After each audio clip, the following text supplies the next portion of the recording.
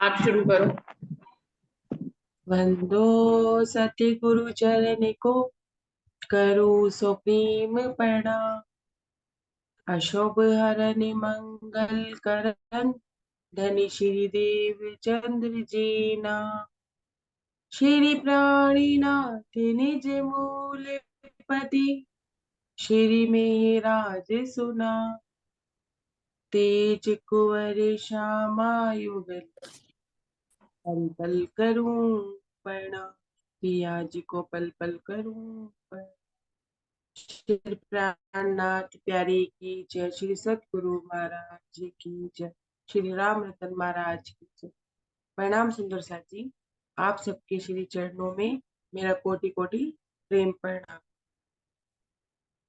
सुंदर साथ जी, प्रसंग चल रहा था कि महाराज जी सोनगिरी छोड़ के सोनगिरी से बाहर थोड़ी सी दूरी पे ही एक टेकड़ी पे एक पत्थर पे जाके बैठ गए थे। और वो पत्थर के ऊपर भी कुछ ऐसी शिला होगी जो महाराज जी कह रहे हैं कि गुफा नुमा है।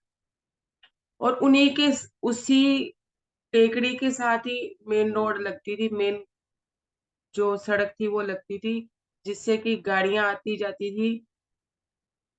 तो उनकी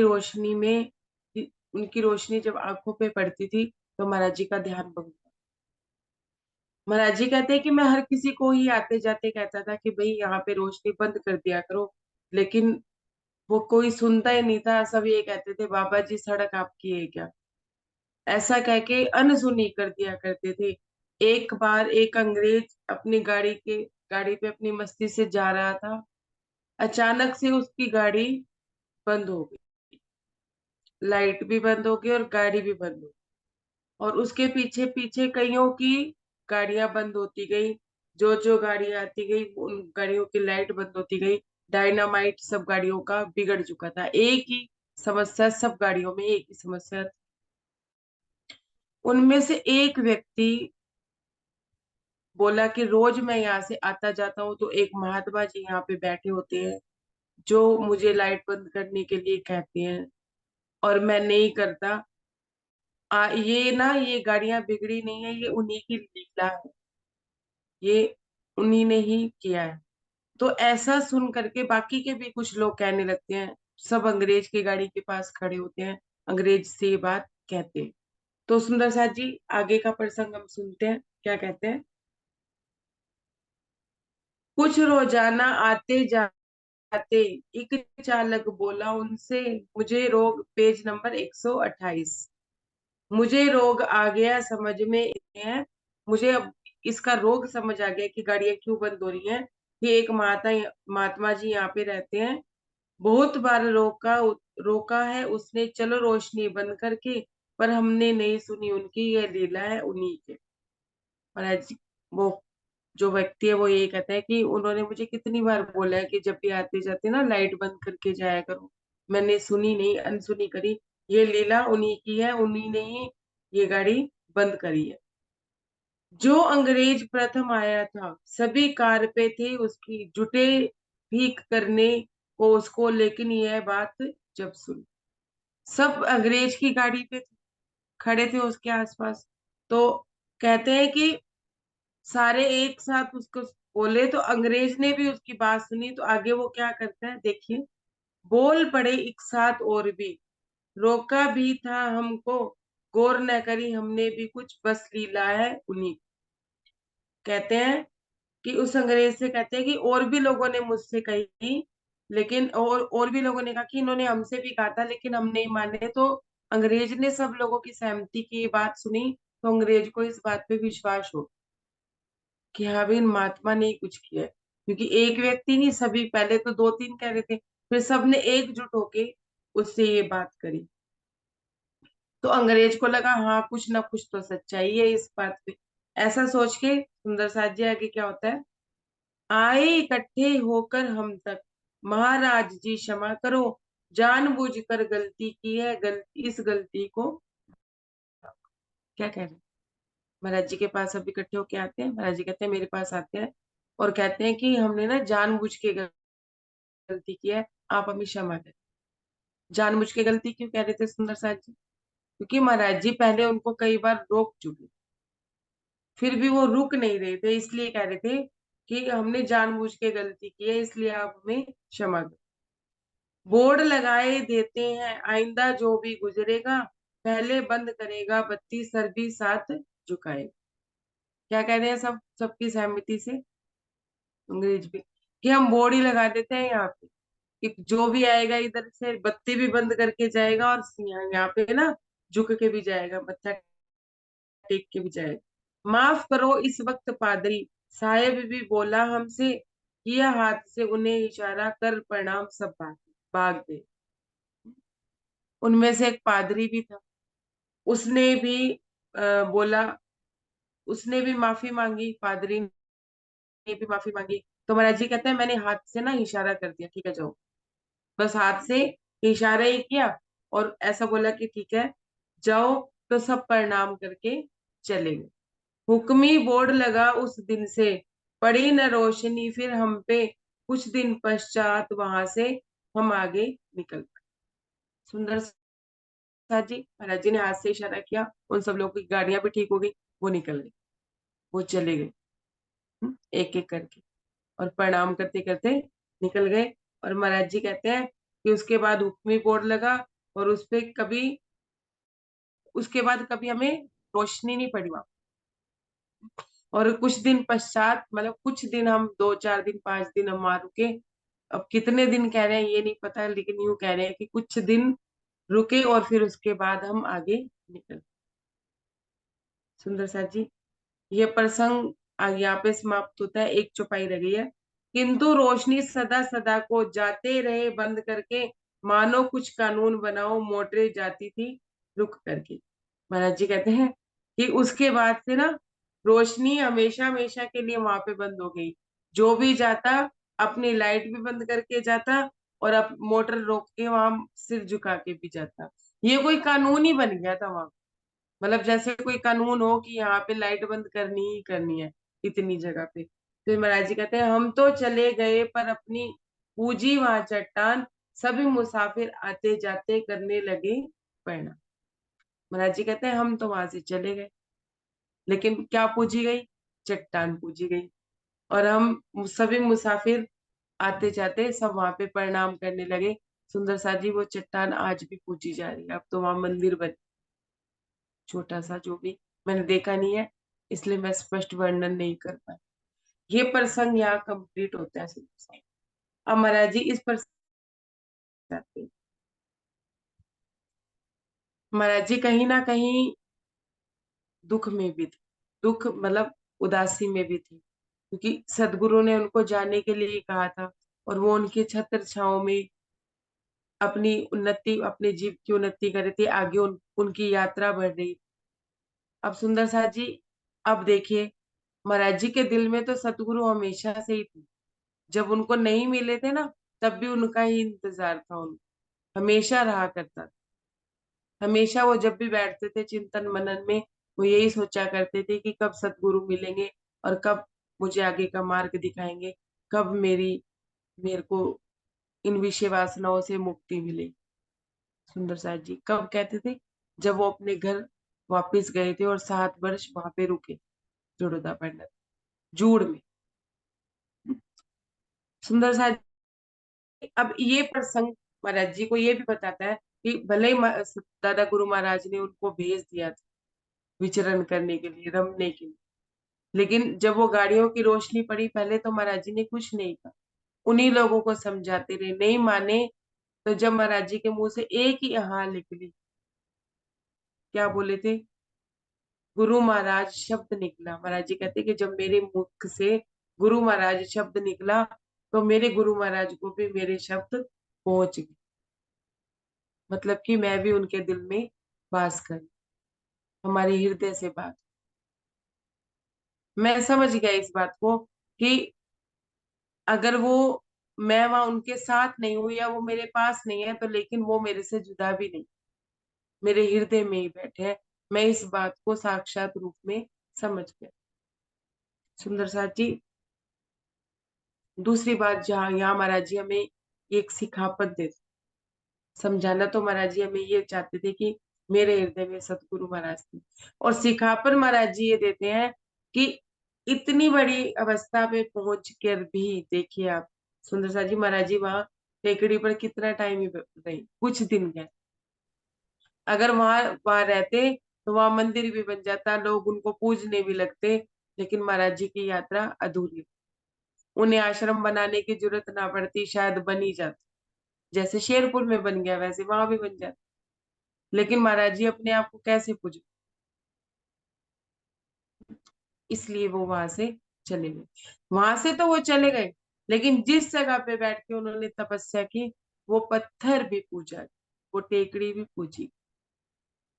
ये होता है सुंदर सा जी संतों का। कुछ ना कुछ तो लोगों को वहां दिखता ही होगा। ऐसी बात तो नहीं है कि जहाँ तपस्या की जाती है वो भूमि भी तपती हो जाती है। एक सुंदर साथ ने पूछा था कि ये तपस्या क्या होती है। सुंदर साथ जी, तपस्या ये होती है कि जैसे कल बात चली थी, रुचि दीदी और हम बात कर रहे थे कि इंद्रियां और वृत्तियां एक ही होती हैं। तो मैंने कहा था कि मेरी अभी अवस्था ये है कि मैं वृत्तियों को अलग देखती हूँ और इंद्रियों को अलग देखती हूँ। कि इंद्रियां प्रभावित होती है तभी मन में विचार आता है, भूख लगती है तभी मन में विचार आता है कुछ खाने का।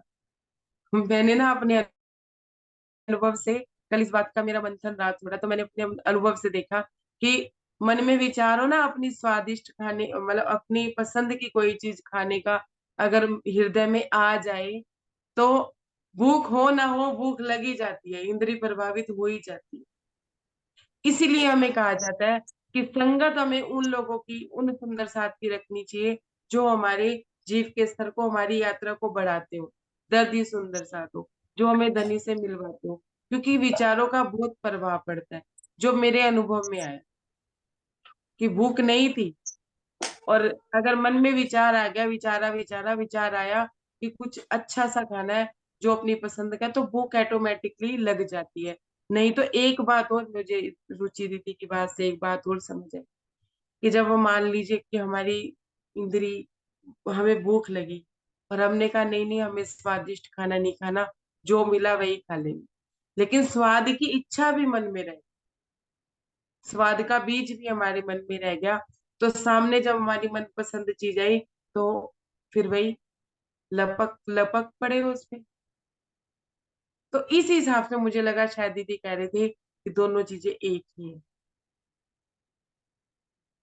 तो मैंने इस बात को अनुभव किया सुंदर से, ये अनुभव की बात थी। अब तपस्या क्या है? तपस्या ये है कि इन्हीं विचारों को, इन्हीं वृत्तियों को धनी की तरफ मोड़, जब मन कहीं अटक जाता है ना, किसी की बीमारी में, या घर के खर्चों में, या घर की कोई ऐसी समस्या हो जहां मन अटक जाता है, कितनी भी कोशिश कर लो मन लगता ही नहीं है।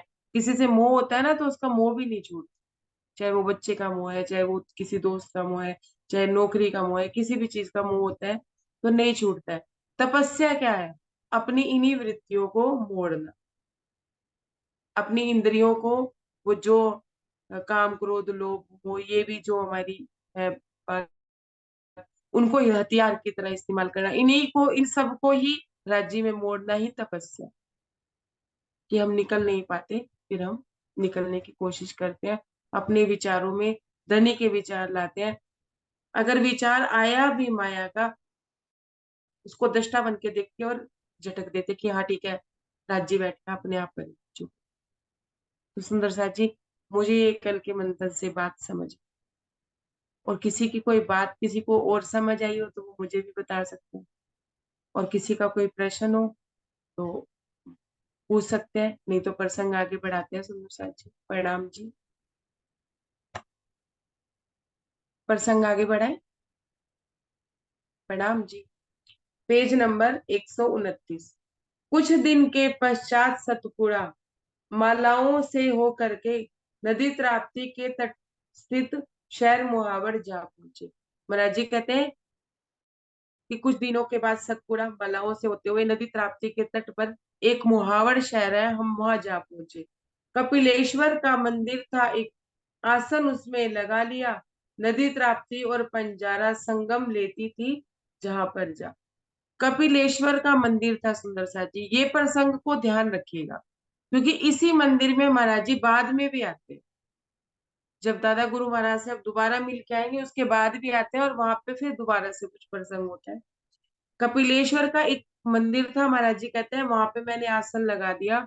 और वो मंदिर आ, कैसे था, नदी त्राप्ती और एक तरफ पंजारा नदी और एक तरफ नदी त्राप्ती थी, उनके संगम पे था। मतलब उन दोनों के संगम पे वो कपिलेश्वर मंदिर बना हुआ है। बसा हुआ था शहर महावर। इसी पंजारे के ऊपर खुश्क पड़ी थी दोनों नदियां, उसी सुहावन संगम पर।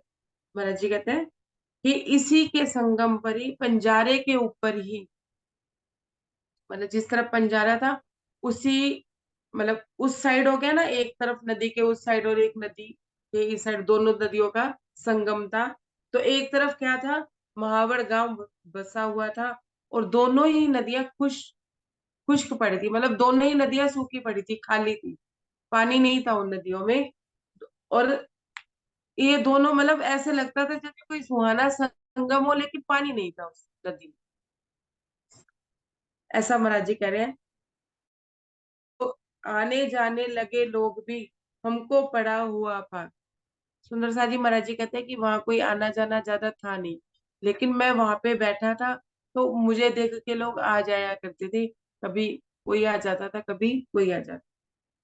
अब ध्यान से सुनना महाराज जी, अपनी परिस्थिति का वर्णन। पात्रों में पिचकी सी लुटिया, आसन को पृथ्वी माता। सुंदर साथी महाराज जी कहते हैं पात्रों में क्या था उनके पास, पिचकी हुई लुटिया। सांकेतिक रूप बता रहे हैं आप। आसन को पृथ्वी माता, और आसन यूं नहीं कि कोई कपड़ा बिछाया कुछ बिछाया, आसन वही थी पृथ्वी माता, जहां बैठ जाते थे वही आसन। कुछ था नहीं महाराज जी के पास। पात्र में भी महाराज जी कहते हैं पिचकी हुई लुटी। बक बक रहती थी अपनी बकते जो भी मना। सुंदर साथ जी महाराज जी बोलना नहीं कहे, बकना कहे। पहले भी महाराज जी ने बकना बोला कि अनाप शनाप कौन से मंदिर में, वो एक कौन सा मंदिर था मुझे भी नहीं है, सोमेश्वर का मंदिर था शायद, पता नहीं ऐसे कुछ था, ध्यान नहीं आ रहा, मेरे ध्यान में नहीं है। उस मंदिर में भी वो जो लाइन लगी थी 17 आने के लिए, वहां पे महाराज जी भी ऐसे कहते हैं कि मैं बकता था, बकना शुरू किया था। महाराज जी कहते हैं कि बक बक रहती थी जो मन में आए। मतलब कोई बात नहीं होती थी, बेसिर पैर की बातें मैं बका। अब सुनिए, अब जो लोग आते जाते थे ना, जो आना जाना करते थे, वो कैसे आते जाते थे, वो ये देखते थे कि कोई पागल व्यक्ति पड़ा है और बक बक करे जा रहा है। लोग तमाशा देखने भी तो आते हैं ना। और महाराज जी की हालत कैसी थी, महाराज जी अपनी हालत का बयान कर रहे हैं।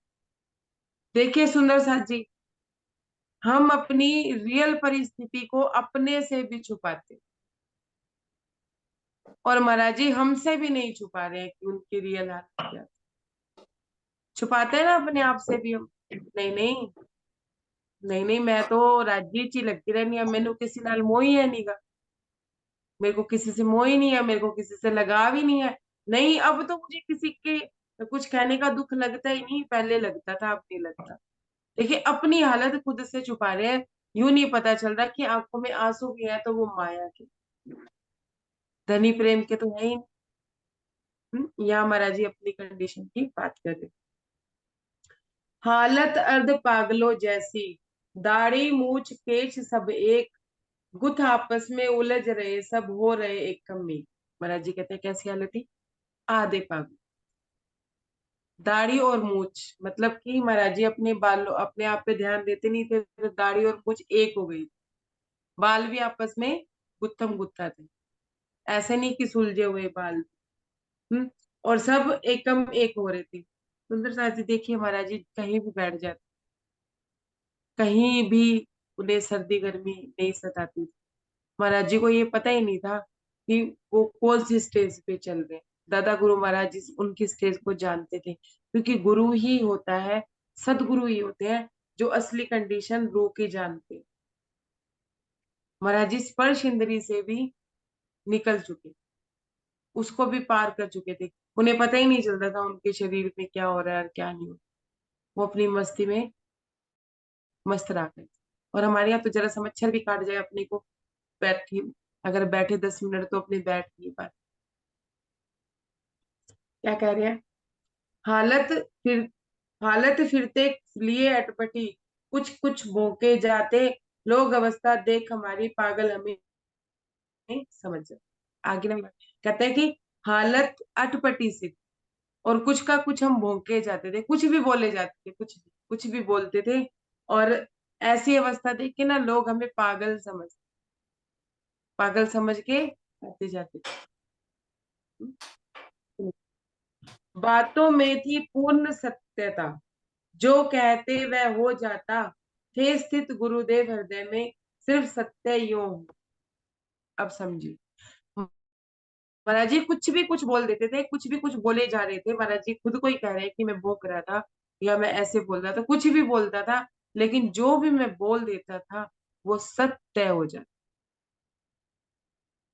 अब लोगों की भीड़ कहाँ होती है, जहाँ कोई कह दे कि ये हो जाएगा, अगला बंदा तो फिर दोबारा, हाँ भाई उन्होंने कहा था महात्मा जी ने ये हो जाए। महाराज जी कहते हैं कि मेरे सदगुरु मेरे हृदय में थे, जो भी मैं बोलता था वो सत्य हो जाता था। क्यों? क्योंकि वो बोलते थे, बोलने वाला तो है ही। पर हम अपनी सारी महफिली अपने पे लेके चलते हैं, हम कर रहे हैं, हम बोल रहे हैं, हम चल रहे हैं इस तरह से। अब बोलिए आगे, देखिए क्या होता है। बैठे वहां वहीं बैठे हैं, चिंता का कुछ नाम नहीं, पावन दर्शन होते रहते, आठ पैर जो के तो ही। क्या कह रहे हैं महाराज जी? इस लाइन पे बहुत ध्यान देना, कि जहां है वहीं बैठे हैं, चिंता का कुछ नाम। महाराज जी कहते हैं कि मैं जहां बैठता था मैं वहीं बैठा रह जाता था, मुझे कोई चिंता, वह कुछ सताता नहीं था, मुझे कोई चिंता नहीं किसी भी तरह। और हम सुंदर साथ जी, हम अपनी भी कंडीशन देखते जाएंगे। महाराज जी की तो अवस्था बढ़ गई है, लेकिन हमारी अवस्था भी इतनी भी नहीं हुई है कि हम राज जी के आगे बैठे तो हमें किसी चीज की चिंता ना सके। भले ही वाणी पढ़ रहे होंगे और मन चिंताएं करके पता नहीं कहाँ कहाँ घूमता। हमारी वृत्तियां ऐसी। क्या कहते हैं कि पावन दर्शन होते रहते, किसके? महाराज जी कहते हैं कि मुझे मेरे दादा गुरु महाराज के पावन दर्शन मेरे हृदय में होते रहते थे, ज्यों के त्यों, आठ पहर ज्यों के त्यों वो मेरे सामने ही रहते, एक पल भी मेरी नजर मेरे सदगुरु महाराज से हटती नहीं। कितनी गहरी अवस्था होगी ना महाराज जी। सोचिए कि हर पल हर क्षण वो अपने सदगुरु महाराज से मिले, सदगुरु महाराज हृदय में है, फिर भी उनकी यात्रा चल रही। सिर्फ इतने में भी जब हम कल्पनाओं में नहीं रुके, अनुभव में नहीं रुके, कल्पनाओं में नहीं रुके, और सदगुरु की विराजमानता के बाद भी हमें रुक नहीं जाना, उसके आगे ही भी लीला चलती है महाराज जी के साथ। तो उनके साथ चल रही है तो हमारे साथ भी तो चलेगी। सुंदर साथ जी, संपूर्ण समर्पण कैसे होता है? हमने तो संपूर्ण समर्पण कर दिया, सामने सदगुरु ने भी हमारा संपूर्ण समर्पण स्वीकारा या नहीं स्वीकारा, हमें कैसे पता चले? हमें ऐसे पता चलेगा कि हर समय वो ध्यान में होंगे, हर समय आठों पैरों में हमारी उनसे मुलाकात होगी, अनुभव में ही। और महाराज जी तो कहते हैं कि मैं साक्षात देख अपने हृदय में बैठ एक स्वरूप खड़ा हो गया। पहले तो महाराज जी क्या सोचा करते थे कि कैसे होंगे, कैसे दिखेंगे। मैं दूर दूर तक कल्पनाओं के सागर में मैं गोते लगाया करता था, पर एक रतन भी मेरे हाथ में नहीं आया, कि मैं कल्पनाएं कर करके उड़ जाता था कि कैसे दिखते होंगे, कैसे चलते होंगे, कैसे होंगे। अब जब सतगुरु मिल गए तो साक्षात हर समय उनकी बैठक उनको अपने हृदय में नजर आती है, मतलब एक स्वरूप खड़ा हुआ अपने हृदय में नजर आता है। सुंदर सा जी, हमें भी अपने हृदय में देखना है कि हमें किसका स्वरूप नजर, कौन हमारे हृदय में साक्षात बैठक करके बैठे। क्योंकि राज्य तो है ये तो अंदर ही, क्योंकि छठा दिन मोमिन हो। क्या कहते हैं कि अष्ट पहर मैं उनसे ही मिला करता था। अब क्या कहते हैं, जो बोला वह मैं नहीं बोला, अंदर से बोला वे बोला करते, वचन श्री मुख के होते, निज मुख से निकला। महाराज जी क्या कहते हैं, मैं जो भी बोलता था वो मैं नहीं बोलता, वो मेरे गुरु महाराज को। वचन उनके अंदर बैठे वो बोला करते थे, वचन तो उनके श्री मुख के होते थे, उनके मुख से बोले जाते थे, पर मेरे निज मुख से निकल। सुंदर सा जी, ये भी बहुत बड़ी अवस्था है कि इस बात को समझ लेना कि हम नहीं करे, करने वाले तो राजी महाराज है, करने वाले तो हमारे सदगुरु महाराज है, और हम अपनी बैखुदी में ही मस्त रहे। थे निमित्त से नि, थे निमित्त से केवल हम तो, थे सदगुरु करता धरता, अपना चोला तो केवल बस फिरता था धक्के का। अमराज जी क्या कह रहे हैं कि हम तो सिर्फ एक निमित्त मात्र थे। करता धरता कौन थे? सतगुरु थे करता धरता, मैं नहीं था करता धरता, मैंने कभी कुछ नहीं किया। अपना जो चोला था ना, ये तो बेचारा धक्के खाता फिरता था, कभी इधर कभी उधर कभी उधर, इसको ठिकाना ही नहीं। बस महाराज जी कितने मतलब, देखिए उनकी अवस्था कैसी होगी, कितने वो उससे कह रहे होंगे, कितने प्रेम से या कितने इश्क से अब कह रहे होंगे कि अपना तो चोला बस केवल नाम का है, हम तो सिर्फ धक्के खाते थे। सुंदर साथी चोला तो अपना भी धक्के खाता फिर, कभी माया में, कभी नौकरियों में, कभी कहीं कभी कहीं, पर अंदर विराजमान था किसकी। महाराज जी से ज्यादा नहीं खाए होंगे, लेकिन खा ही रहे हैं हम, कभी कहीं कभी कहीं, है ना। कुछ दिन ठहरे हम संगम पर, आने लगे शहर के व्यक्ति, गाड़ी छूटा करती थी अपने बकबक की हर वक्त। क्या कहते हैं कि कुछ दिन हम संगम पे रुके, और वहां पे शहर के लोग आने जाने लगे, व्यक्ति आने जाने लगे। हालांकि मेरी बकबक रहती थी या मैं फालतू की बातें बोला करता था, कि जो भी बात मैं बोल देता था वो सत्य हो जाती थी, क्योंकि मेरे सतगुरु महाराज के श्री मुख से निकलती थी, और मेरा निज मुख होता था, वे मेरा नाम होता था। लेकिन इसी बात को लेके प्रतिष्ठित व्यक्ति भी वहां आने। तो महाराज जी कहते हैं कि जब वो कोई भी आ जाता था तो मेरी गाड़ी छूटा करती थी बक बक की हद। अब बक बक क्यों कह रहे हैं सुंदर साथ जी, वो महाराज जी आगे वो भी क्लियर है। Page number 130। न तो ज्ञान चर्चा कह सकते, ना कोई भक्ति पक्ष की बात। महाराज जी कहते हैं मैं बकबक इसलिए कह रहा हूँ कि ना तो कोई ज्ञान पक्ष की बात होती थी, ज्ञान चर्चा होती थी कि मैं कोई ज्ञान दे रहा हूँ, मैं कोई ज्ञान बांट रहा हूँ, है। और ना ही किसी भक्ति पक्ष की बात हो रही थी कि हाँ भाई दास भक्ति करो, नवदा भक्ति करो, नवदा भक्ति में अन्य अनन्य भक्ति करो, कोई भक्ति की भी बात नहीं करता, कोई पक्ष की भी बात नहीं करता। गहरे में उतरे रहते हम, विषय छिड़ा रहता अज्ञान। क्या कह रहे हैं कि मैं इतना गहरे में रहता था, अपने इतने गहराई में रहता था कि विषय तो कोई अज्ञात ही होता था, प्रश्न ही बिना मुंह सिर पैर के होते। अब कई सुंदर सार कहते हैं कि हमारे मन में प्रश्न तो उठते हैं, लेकिन समझ में नहीं आता उन प्रश्नों को पूछे कैसे, क्यों? क्योंकि बिना सिर पैर के प्रश्न उठते हैं। और वाकई में ही जब प्रश्न उठते हैं ना हृदय में, वो उठते ही बिना सिर पैर। कभी कभी तो खुद को लगता है कि हाँ कि हंसी का पात्र ही ना बन जाए। पूछेंगे तो ऐसे कहेंगे हाँ भाई सुंदर साथ ऐसे ऐसे प्रश्न पूछे। तो महाराज जी कहते हैं कि गहरे में उतरे रहते थे, विषय भी अज्ञात ही होता था, अज्ञात ही होएगा ना, जब हमें ही जानकारी नहीं है उन विषयों की, प्रश्न भी अटपटे हैं, तो अगर हम किसी से पूछेंगे नहीं, करेंगे नहीं, तो कैसे पता चले। सुंदर साथ जी मैंने भी बहुत प्रश्न पूछे इसी बैठक में।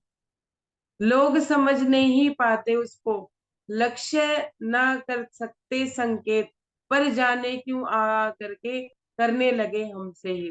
महाराज जी कहते हैं कि वो जो लोग मेरे पास आते थे ना, वो कुछ समझ नहीं पाते थे, और वो लक्ष्य भी नहीं समझ पाते थे कि मैं किस लक्ष्य की तरफ संकेत कर रहा हूँ।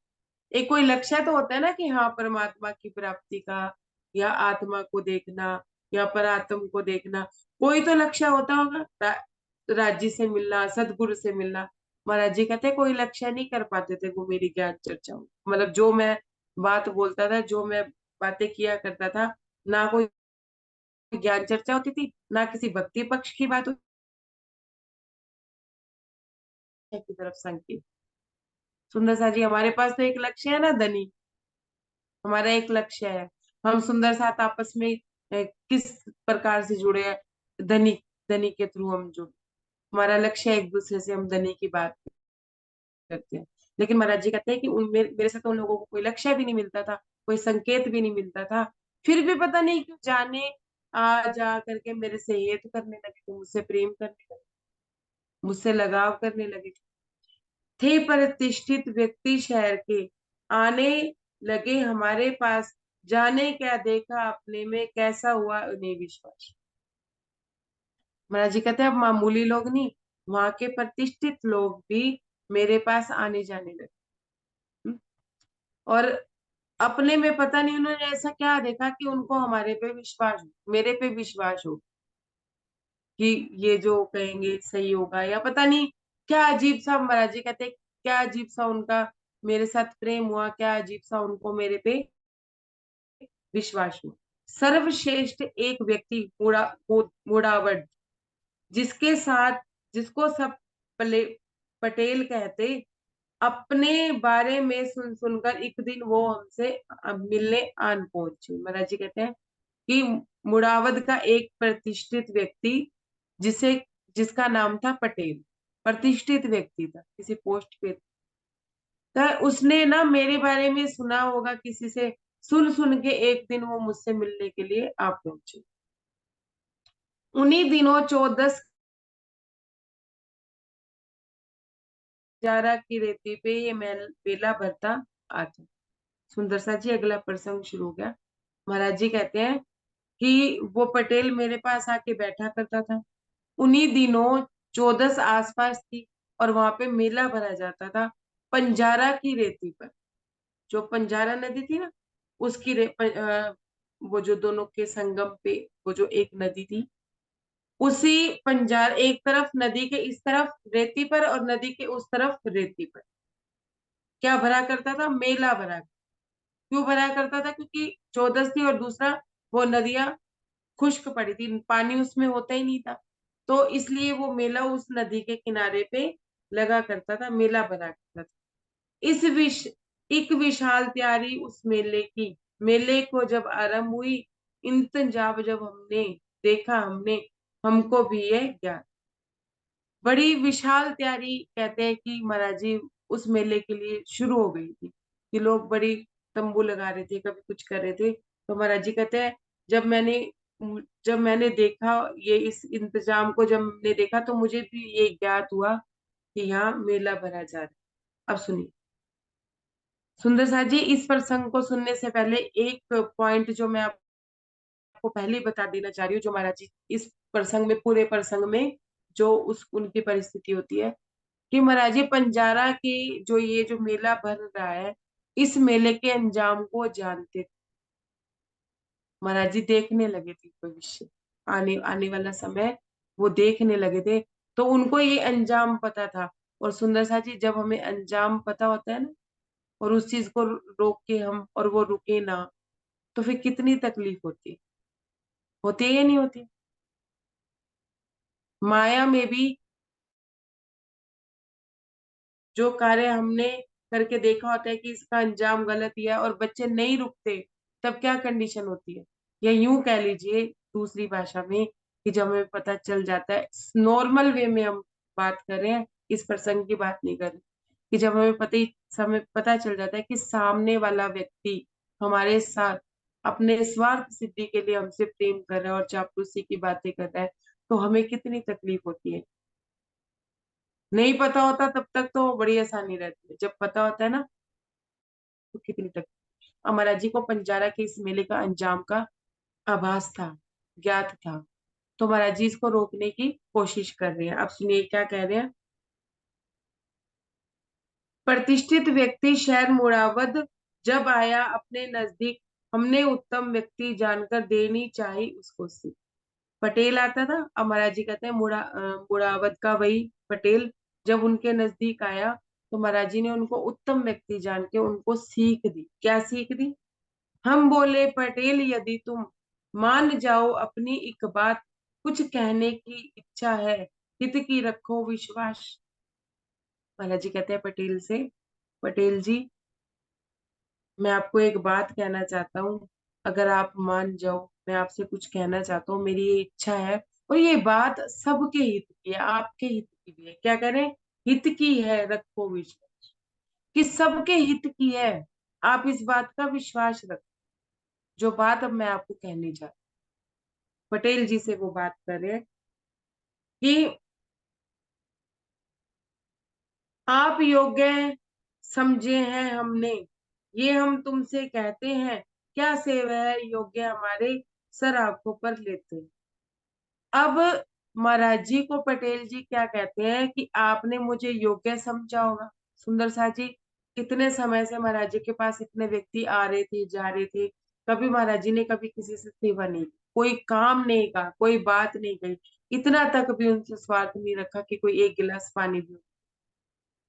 तो पटेल को जब महाराज जी ने ये बात बोली तो पटेल अंदर से खुश हुआ। पटेल क्या कहता है कि आपने मुझे उत्तम व्यक्ति जानकर ही आप मुझसे कुछ कह रहे हैं। आपने मुझे सेवा के योग्य समझा है, तभी तो आप मुझे सेवा कह रहे हैं। तो कहिए आप क्या कहना चाहते हैं? जो भी आप मुझे कहेंगे, क्या सेवा है योग्य हमारे, सर आंखों पर लेते हैं। महाराज पटेल जी महाराज जी को कहते हैं कि आप मुझे सेवा कहिए, मैं आपकी सेवा को सर आंखों। हम्म, अब क्या कहते हैं? दो शब्दों में बात खत्म करते हुए हम बोले उसको, जा तो अब के यहाँ पंजारा में मेला मत बनी। महाराज जी क्या कहते हैं पटेल जी से? सिर्फ दो शब्दों में ही कहते हैं, ज्यादा मतलब घुमा फिरा के लंबी चौड़ी कोई बात नहीं करते। सिर्फ दो शब्दों में बात कहते हैं कि ये जो पंजारा में जो मेला हो रहा है ना, इस मेले को भरने, मतलब इस मेले को मत करो। अब क्या करें? अन्य भी, अन्य कहीं भरवा दे चाहे। सुन करके पटेल बोला, महाराज क्या बतलाए, यह सदा भरता, यही भरता आया। अब पटेल भी क्या कहते हैं, पटेल जी भी क्या कहते हैं कि मैं अन्य भी कहीं भरवा दूं, लेकिन ये मेला तो सदा से ही यही भरता आ रहा है। लोगों को यही पता है कि ये मेला पंजारा नदी के पंजारा की रेती पे ही भरा जाता है। मैं कहीं अन्य भी भरवा देता, लेकिन महाराज क्या बतलाएं, ये भरता ही यही है। यही एक स्थान नियत है, इसको हटाना मुश्किल है। मुझे किले की बात नहीं है, यह तो कुल पब्लिक की। अब पटेल अपनी भी मजबूरी बताता है कि महाराज जी, अगर एक मेरी ही बात होती, मेरे घर की पर्सनल कोई बात होती, तो मैं आपकी बात मान भी लेता। लेकिन ये बात सारी पब्लिक की है और पूरे प्रशासन की है। सब मिलकर इस मेले को बरवाते हैं, इसमें मेरी एक की चलती नहीं। सुंदर सा जी, जब सार्वजनिक कोई प्रोग्राम होता है शहर में, तो सब लोगों की परमिशन से, बड़े बड़े प्रशासन की परमिशन से होता है। तो यही बात वो अ, पटेल जी महाराज जी से कह रहे थे कि ये पब्लिक की बात है, ये मेरी अकेले की बात थी। दो दिन पश्चात यहाँ डेरा आ पहुंचा थाने का, अपना आसन हटवाकर आदेश हुआ लगवाने का। दो दिन ही बीते थे सुंदर सा। महाराज जी ने जब पटेल को बोला, दो दिन ही बीते थे। वहां पे थाने का डेरा मतलब अ, एक जैसे मेला लगता है तो वहां एक थानेदार की चौकी भी लगती है ना, कि वहां पे सारे मैनेजमेंट करते हैं पुलिस वाले। तो वो डेरा लग गया था थानेदार का। और महाराज जी का आसन जहाँ पे लगा था, उस आसन को हटवा के वहां आदेश हुआ था कि ये जगह सही है जहाँ पे ये महात्मा जी बैठे।